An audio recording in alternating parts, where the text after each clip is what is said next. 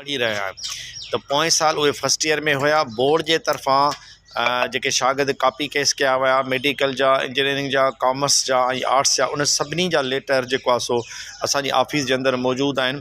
कल्ह कोशिशि कई आहे अली नवाज़ त उन सभिनी सां कम्यूनिकेट करे उन सभिनी खे जेको आहे सो ॿुधाए। पहिरीं तारीख़ बोर्ड जे तरफ़ां रखियलु आहे।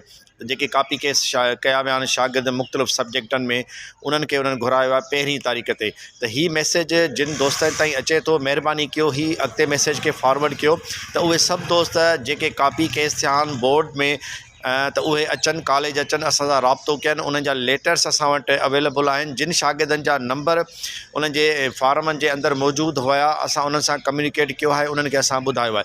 पर हिन वक़्त ताईं मूं हींअर सुबुह जो ॾिठा त काफ़ी सारा अहिड़ा नंबर आहिनि जेके या बंदि पिया आहिनि या उहे ॿार जेको आहे सो ग़लति ॾेई विया हुआ, उन जे करे उन सां असां राब्तो न करे सघियाऊं। पहिरीं तारीख़ ताईं उन्हनि शागिर्दनि जो वञणु